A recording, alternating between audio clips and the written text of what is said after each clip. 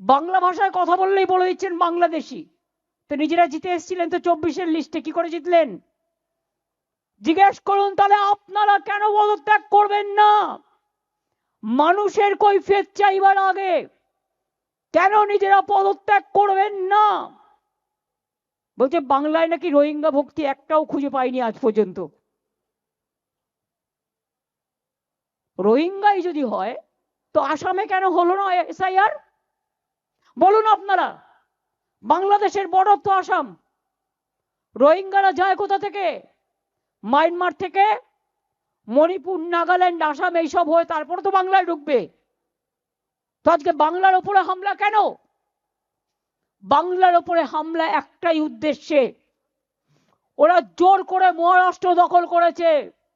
Vote চুরি করে নির্বাচন কমিশনকে দিয়ে, পরিষ্কার বলছি, নির্বাচন কমিশন আমাকে কি করবে? ঘেচু করবে।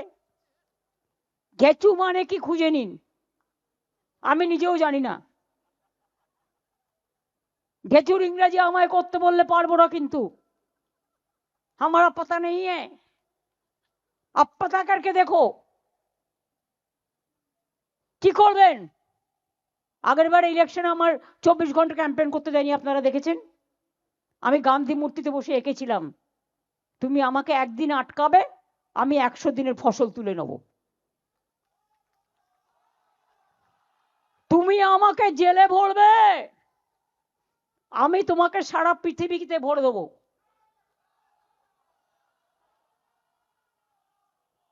সুস্থ বাঘের থেকেও আহত বাঘ আরো ভয়ঙ্কর। সারা দেশ খেয়েছো, দেশের টাকা বাইরে বেচেছো, আর দেশের টাকা নিয়ে গিয়ে এক একটা করে গলায় সব সোনার হার পরে এসেছো। আর দেশে আজকে গ্রামের গরিব লোকের বাড়ির টাকা 4 বছর ধরে বাংলায় দাওনি, রাস্তার টাকা দাওনি, তোমার টাকা নয়। এখন একটাই ট্যাক্স, জিএসটি, তোমরা তুলে নিয়ে যাও, আমাদের ভাগ আমাদের দাও, আমার টাকা আমায় দাও। এটা আমাদের জনগণের টাকা, বাংলার টাকা। 4 বছর ধরে বাংলা আবাস বন্ধ, রাস্তাঘাটের টাকা বন্ধ, জলের টাকা বন্ধ, জীবনের টাকা বন্ধ, সর্বশিক্ষা অভিযানের টাকা বন্ধ, মিড ডে মিলের টাকা বন্ধ। মনে রাখবেন, বসিয়েছে একজনকে ইলেকশন কমিশনে, তিনি কে?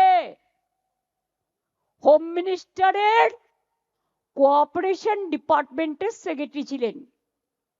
আমার তাতে আপত্তি নেই, কিন্তু ভ্যানিশ কুমার যদি ভোট ভ্যানিশ করে দেয় তাহলে বলবো না কেন? আপনি কি ম্যাজিশিয়ান? জনগণ ঠিক করবে কাকে ভোট দেবে, না আপনি বিজেপিকে ইলেকশনে জেতাবার জন্য সব নাগরিকদের অধিকার কেড়ে নিচ্ছেন? নাগরিকদের অধিকার কেড়ে নিলে আপনার অধিকারও আমরা কেড়ে নেব। মনে রাখবেন, আঘাত করলে প্রত্যাঘাত কি করে করতে হয়। আজ সকাল 8টায় দিল্লির কুয়াশা ঠান্ডার মধ্যে আমাদের এমপিরা প্রতিবাদ করেছে, তাদের চ্যাংদোলা করে অত্যাচার করে টেনে নিয়ে গেছেন, আর এখানে লাল কার্পেট বিছিয়ে পুলিশ আপনাদের মিটিং করায়, কোর্টের পারমিশন নিয়ে আসেন। সব তো দখল করেছেন। আমি কোর্টকে দোষ দিই না, বিচারের কাছ থেকে আমরা বিচারের বাণী আশা করি, নাথিং এলস। আমি কোর্টের ব্যাপারে কথা বলবো না।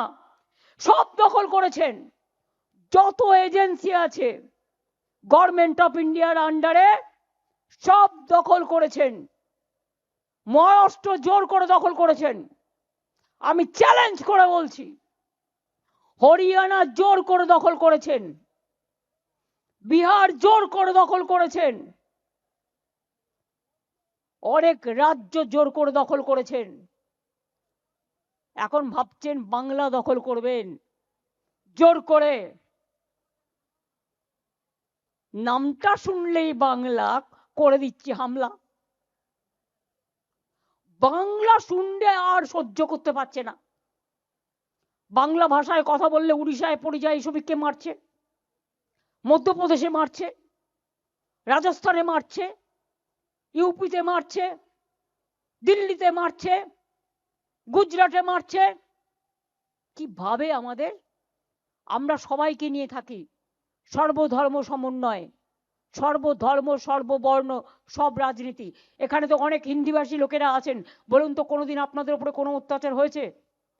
जो हिंदी भाषी है आप बोलो, दिल से बोलो, प्यार से बोलो, जोर से बोलो अगर हुआ है तो। हम कभी नहीं करता।